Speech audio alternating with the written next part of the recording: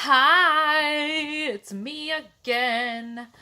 All right, so this is part two of the video that I started earlier today. I'm back home now, obviously, from my paint and sip. You know what? Do you guys want to see my painting? Of course, you want to see my painting. Hold on one second. I'm going to pause this and I will come right back and show you. Okay, you guys, this is epic. Let me give you like a super tiny little backstory.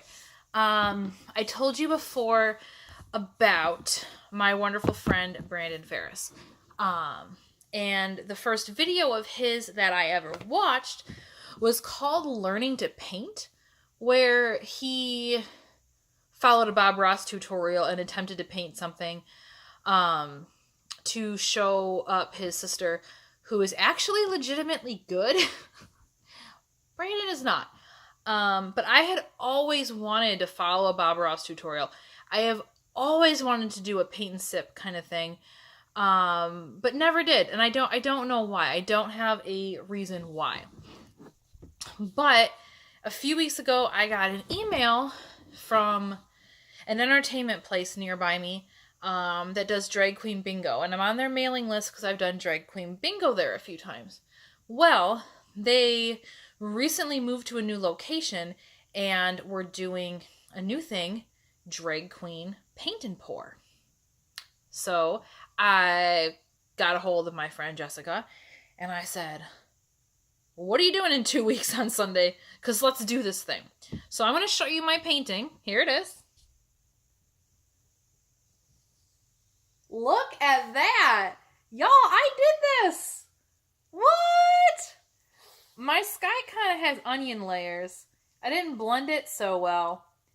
But shut up. What? I made this. I'm so proud of this. I'm going to hang this right across from the bed. And I'm going to look at it every day and say, damn, bitches, I got talent. So anyways, I just got back from that. That's what I was doing today. So I told you guys there was going to be a part two that was going to talk about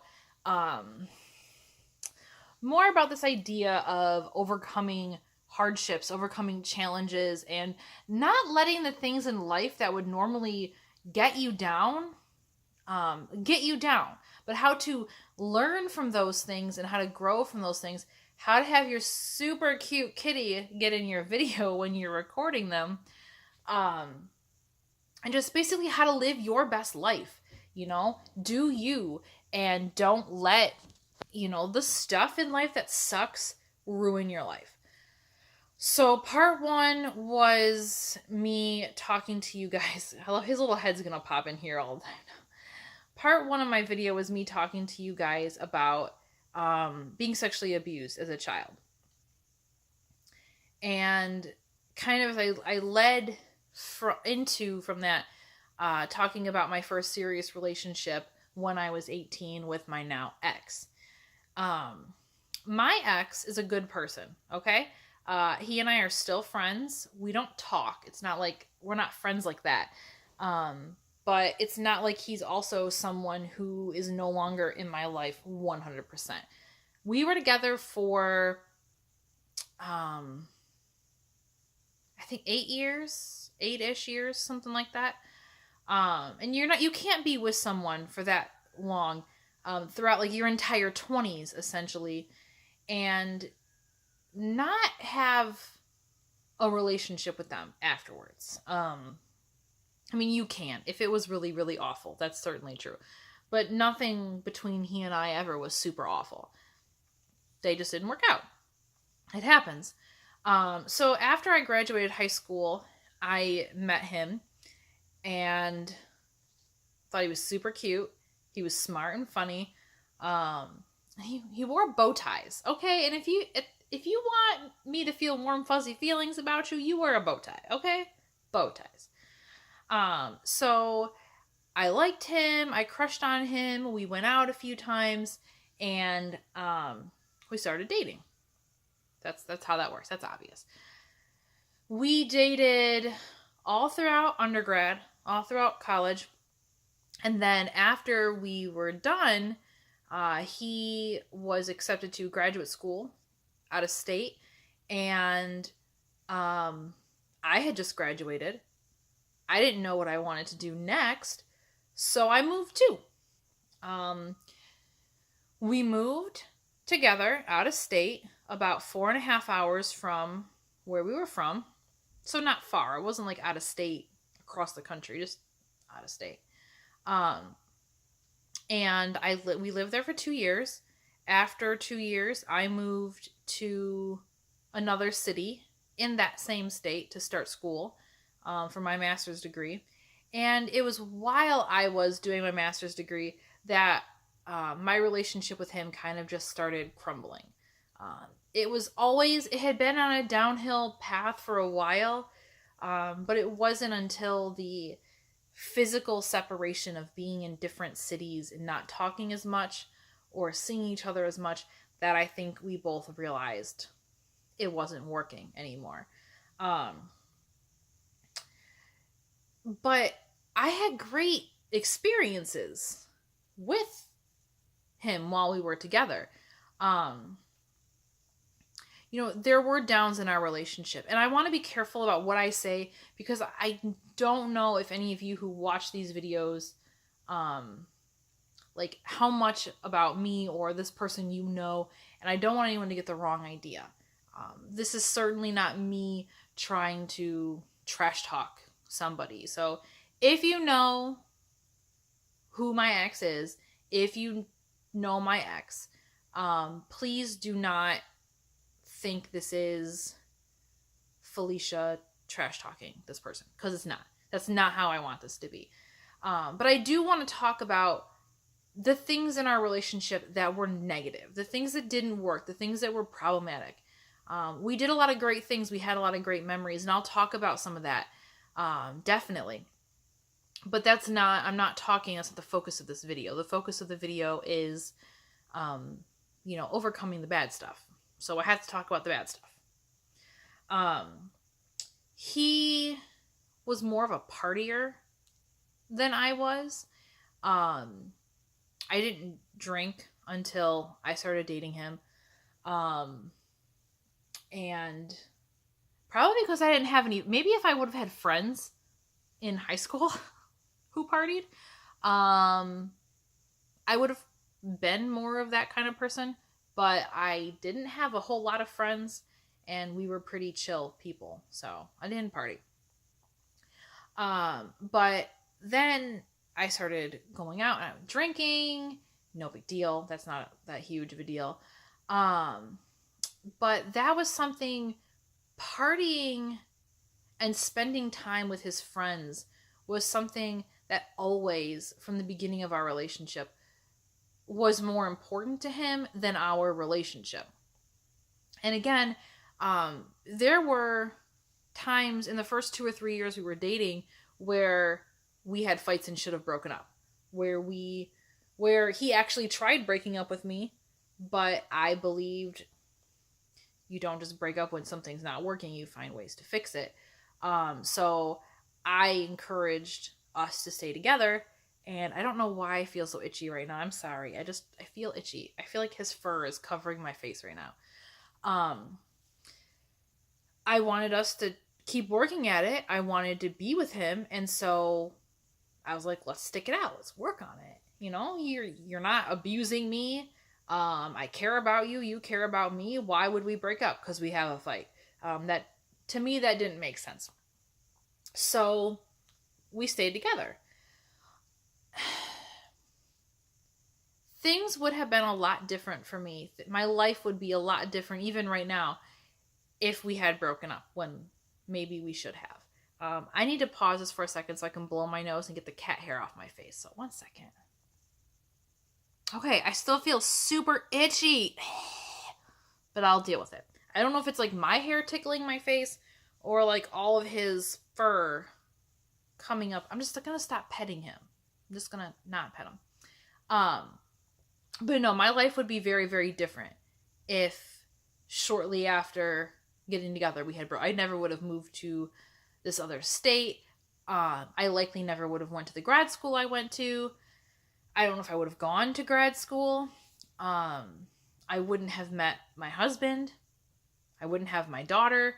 So I don't regret decisions. I don't look back and say, I wish that this person and I would have broken up in 2006, in 2007. Because I don't mean that. If I would have done that, I would never have had some of the most amazing experiences that I had as a young person. So, back to the things that didn't go well. When we moved out of state, it was just the two of us. He had friends that he made quickly. He has one of those personalities where he becomes friends with everybody in like 5 seconds. I don't know how someone can do that. Like, everyone just gravitates to him and loves him. He's a good guy, so I get it, but it's crazy to me. But he had all these friends at school, and he had school. So for X amount of hours a day, every single day pretty much, he was on campus at the university and doing things with his friends and classmates and colleagues. I had a job. I was working at Starbucks. I had a job, so I was meeting people and making friends. I had my own friends too, but I'm a little more shy. Okay, I get along with people. People like me. But it's a little bit harder for me to break into like friendship. I don't know. Maybe not. Maybe I'm just making that up. I don't know. If you know me and we're friends and you think I'm crazy here, tell me. Okay? Tell me. I don't know. I don't know what it's like to meet me. I've never met me before. But I'm shy, and I wanted him around more to help me feel more comfortable. He was the thing that I knew, the thing that I was familiar with. And he wanted to go out with all of his new friends. He had more money than I did. He had a full ride scholarship for his undergrad career, so he did work full time throughout getting his bachelor's degree, but he worked full time for pocket money. He really didn't have bills. He had a phone and a credit card bill, but that was very, small amount of money. And so he didn't have to worry about money. His parents made good money. And so money wasn't a thing for him. Never had been. Whereas for me, my family always kind of struggled a little bit. I did not get any funding for college. I don't know why, because my parents were poor. And I was smart. So I don't know how that happened. But my job was helping me pay on my tuition. So throughout my entire undergraduate career, I was working pretty much full-time to help pay for my bills, my credit card, and my phone, in addition to my tuition payments. We both lived with our parents, so it's not like we had housing expenses. But I struggled with money. So even when we moved out of state together, he had some money saved. He was making more money than I was with his assistantship. So he was able to go out and do things, whereas I didn't have the money to do as much, and he wasn't much of a sharer. Okay? We didn't go Dutch. Or we always went Dutch. That's what I mean. We always went Dutch on pretty much everything. And if I couldn't give my half, there were plenty of times where we were like, it'd be really nice if we could go to the movies, go to dinner, go do a thing. But if I couldn't fork out 50%, we wouldn't do the thing. And that put a strain in our relationship. He was always very negative to me when it came to money.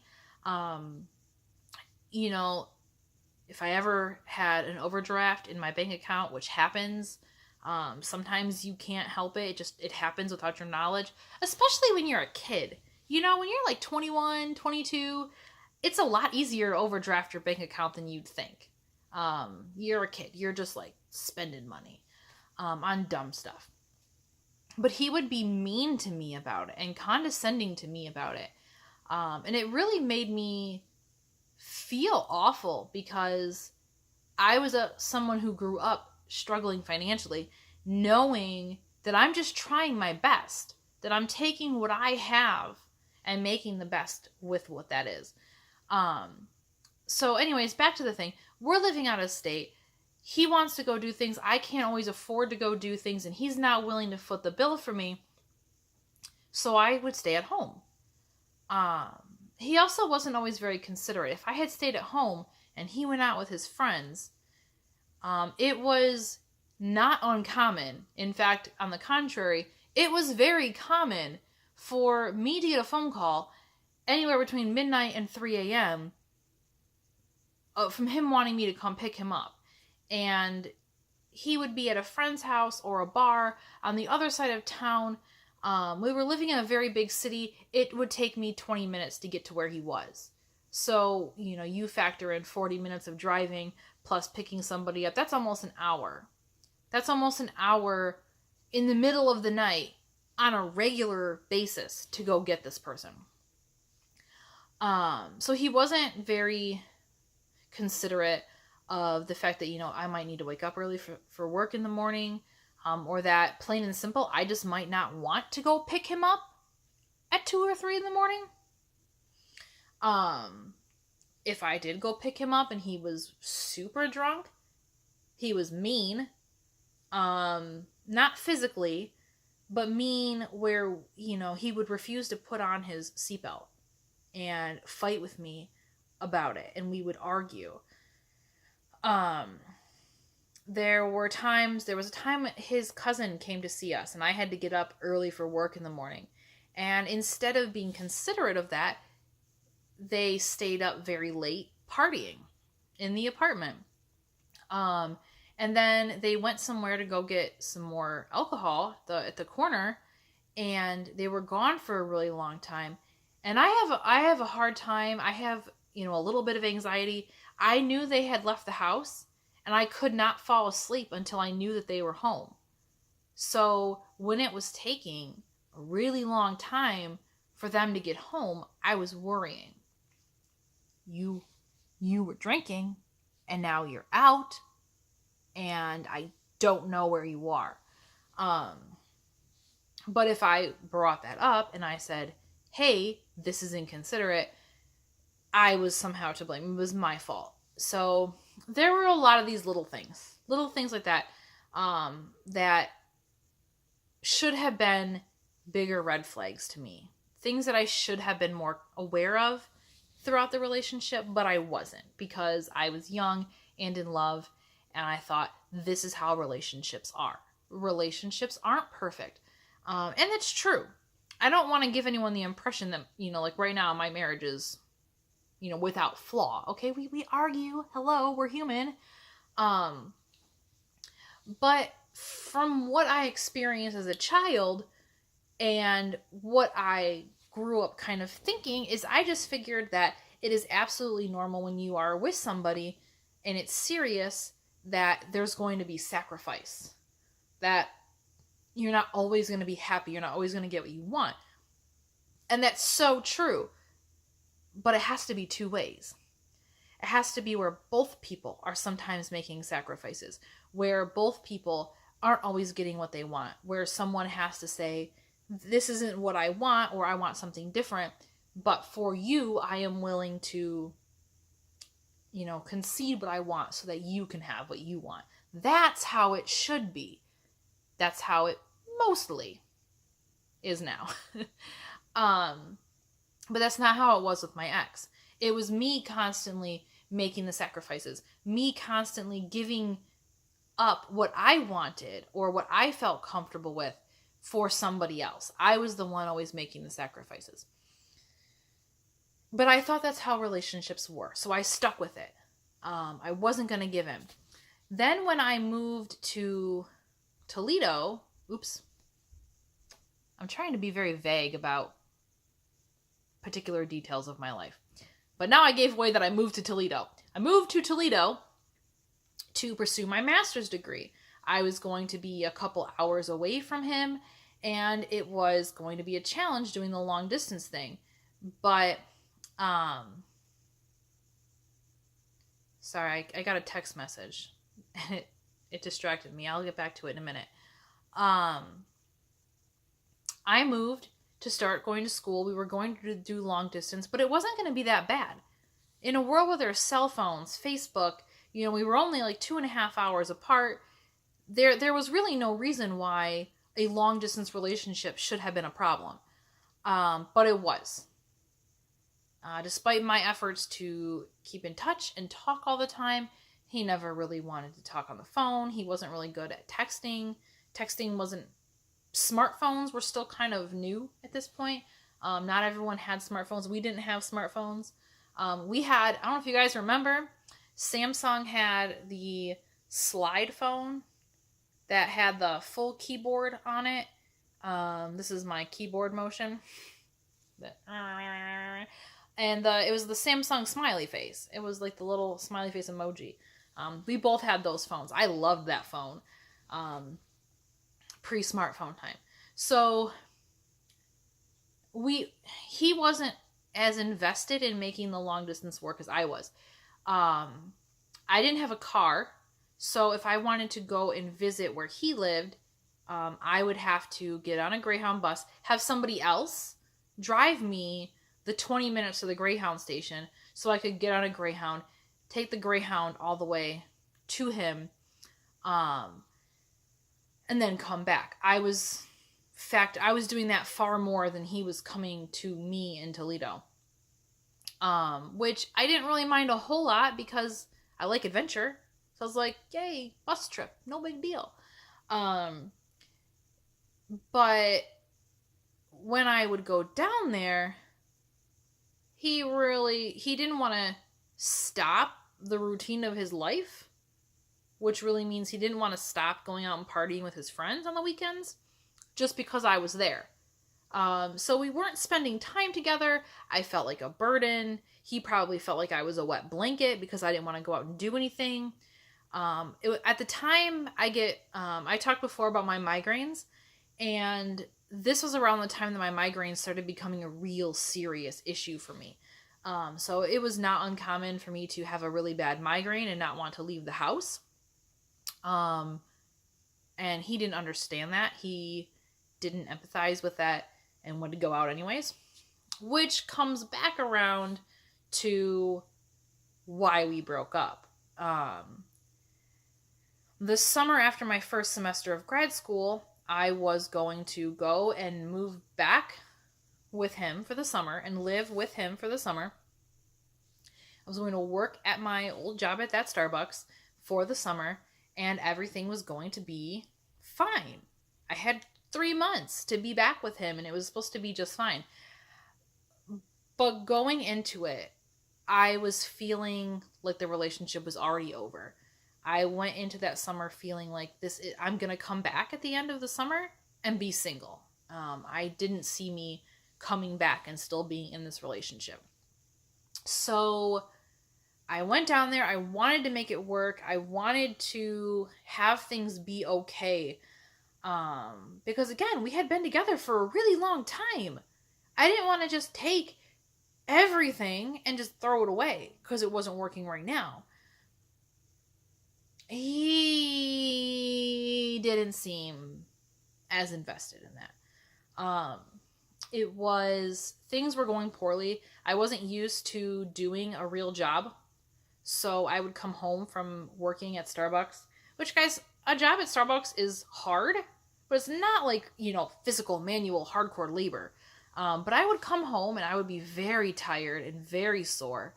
Again, I wasn't used to doing work or getting up early or having to actually do anything besides reading or write essays. So it was hard for me.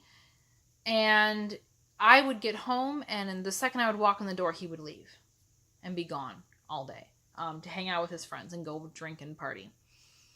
So I was feeling really, really down. I had a conference in Northern Michigan, my first conference. So he couldn't come with me. He was teaching that summer, and he had classes to teach. And I was upset, and I was mad at him. Although I knew it wasn't it was irrational. I was mad at him, but I wasn't mad at him. I was mostly nervous because I'm shy and I was afraid to go by myself. So I went to this conference by myself. It was an incredible experience and it was really empowering.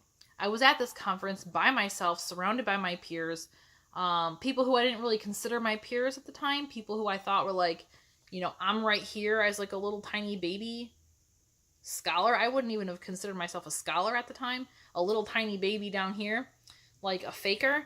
And they were like all up here. Like their work was the work I was citing. Like they were celebrities to me. But I went to this conference and everything went so well. It was such an amazing life experience to do this on my own. It made me so much more confident and feel so much stronger. It was also the same time that my first niece was born. My sister had her first baby. They were living in Clarksville, Tennessee. So after my conference, I was back down with my ex for a few days, and then I had taken time off so that I could drive down to Clarksville and meet my niece and see my sister. So I did that. And obviously, again, he was not able to come with me, and he didn't like babies. I don't know if his attitude towards babies has changed or not. He didn't like babies. He didn't really care, so I just went without him. And on the way home, this was like a 12-hour drive. It was a very long drive. On the way home from visiting my sister, I had my iPod before the iPhone, had my iPod on shuffle, playing songs, and it just felt like every song that played was like a girl, you need to leave him song. And I was like, this isn't working out. This isn't working out. There had been a huge storm. And I don't know how many of you guys remember if you were living in the Midwest in 2012, I think 2012, there was a huge storm where they were without power for 2 weeks. I'm not even exaggerating here. 2 weeks without power in the middle of the summer. It was horrible.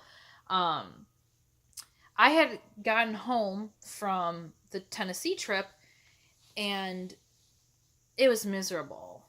His apartment had no air. It was dark. It was hot. He was distant.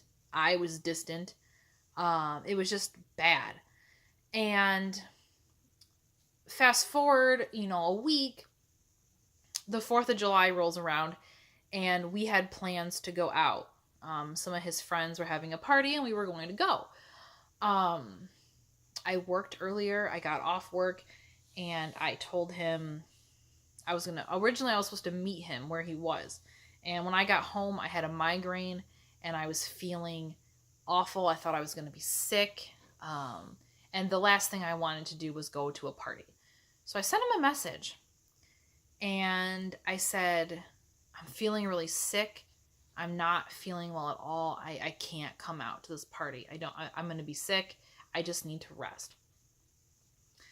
And that was almost, maybe my body gave me that migraine to test me, to test our relationship. But he was like, okay. He didn't ask me how I was. He didn't ask me about my day. He didn't ask me, well, would you like me to come home? Would you like me to come be with you? Can I help you? It was just, okay. I'm going to be at so-and-so's house. And it took him a really long time to respond. I was so hurt. I was so crushed that I came to spend this summer with you. That I disrupted what I was doing in my life for the last year to come and be with you. And I hardly see you or talk to you. And you're choosing your friends in this party over me, and I'm sick and I need a person. I need someone to take care of me, to care for me and show me that they care about me. And one of my friends down there, who is one of the most beautiful, amazing people in the world, shout out to my friend Emily. I don't think she watches my vlog, but if she does, I love her. She's beautiful. She had recently moved in with the guy that she is still with, and her apartment was empty-ish. It was furnished, but it was empty. She wasn't living there. But she was still paying for the apartment because her lease wasn't up for a few more months. And at the beginning of the summer, she had said, Felicia, here's a spare key to my apartment. If anything goes wrong, if anything happens, and you need a place to stay, you can go stay in my apartment. And so this 4th of July, it just snapped inside of me. I had this key. I had this person who was supposed to love me and care for me and want to be there for me abandon me when I was sick just because they wanted to party. I couldn't take anymore. I packed all my stuff up and I used his car, because I still didn't have a car. I used his car to go back and forth 3 trips to my friend's apartment, like way on the other side of town. Again, like another 20 minutes on the other side of town. Back and forth until I had moved everything that was mine, everything that I felt I needed with me. And then I called up another one of my friends who she doesn't come on Facebook anymore, but shout out to my friend Brooke for being a hero. I called her crying and said, Brooke, this is what's going on. I moved all my stuff over to Emily's apartment. I can't take his car. Can you please come pick me up and drive me over there? So I can leave his car here. And she agreed. And while I waited for her, because she lived clear on the other side of town, I wrote him this massive letter, like 3 or 4 pages, basically saying, you're not giving me what I need. And I need you to be aware of this, so I'm leaving. It wasn't a breakup letter. It wasn't a Dear John. It wasn't, this is over. It was, I want you to see that I'm serious, that I will leave you. That you can't just take advantage of me. That you can't just kick me around. I will leave you. I'm not a constant. I'm not a given. I am somebody who needs things too. And I left it. I left at the apartment and I went to my friend's. And I don't even know if it was the next day that he contacted me. It might have been the day after the next day. No, it was the next day. The next day he got a hold of me and was like, I think we need a few days apart to figure things out.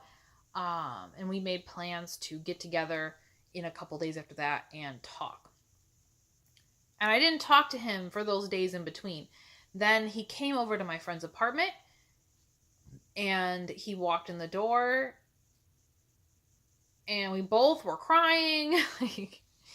Again, you don't spend such a long time with somebody and then just throw it away. You can't do that. So I cried, he cried, we talked, but we both agreed it was over. Probably to this day, he still thinks he broke up with me. But the reality is I definitely broke up with him. But we came to that agreement together. And it was very hard. Thankfully, I had some amazing people. Shout out to Lauren, who I know for a fact doesn't watch my vlog. But shout out to Lauren for meeting me that day after we broke up and having ice cream with me and then dinner. I had ice cream. She met me for dinner. For having dinner with me and being there for me and talking to me and getting me through that. And then Emily and my friend Justin, I don't know if you watch my vlogs, but shout out to your beautiful self too. I have some very amazing friends down there still. They're still my friends. But this is a very big video. This part 2 is going to be huge. But to boil it down, I mean, we did have good times. We went to Europe together. He was in Europe for a semester, and I went over there for a month, and we had an amazing 3 weeks together in Europe. Just fantastic. That's going to be another video. I do want to talk about that because I had some really fun stories to talk about that. But we had amazing times. We did amazing things. And I still care about him as a person, but our relationship was toxic. But it was in those last year and a half, when I had been in Toledo, and I was kind of starting to understand who I am as a person. I had other friends. My friend Sean really helped me a lot through this period. Again, he doesn't watch these, I know. He probably doesn't even know I do these. He'd make fun of me. But I was able to learn what I didn't want. I was able to learn these are things that are bad. These are things that are toxic.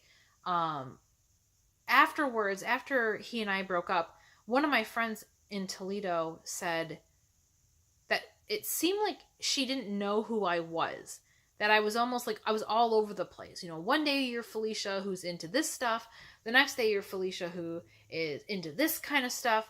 And you're all over the place. What's going on? Who are you?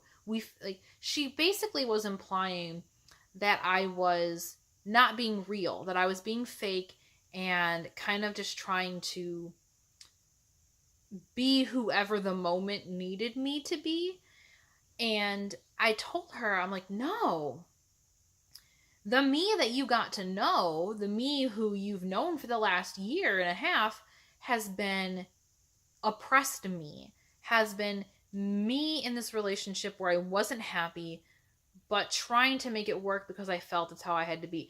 The me that you had known before was impressionable me who, when I was 18, started dating someone, and because I wanted to be with that person, let their ideas, their opinions about things dominate and take over mine. That I became Felicia through that person's eyes, through my ex's eyes. But now, for really the first time, I was able to explore who I was, who's Felicia, and all the little bits and pieces about the things that I enjoyed, the things that make me happy, the things that made me who I am, the things about my past. All of that was able to come back. And I was able to explore them. I was able to rediscover my passion for certain things and my drive, and had this really great opportunity in my late 20s to create myself all over again as somebody who had had all of this experience, all of this crazy life experience, good stuff, bad stuff. But I was able to sit down and define who is Felicia.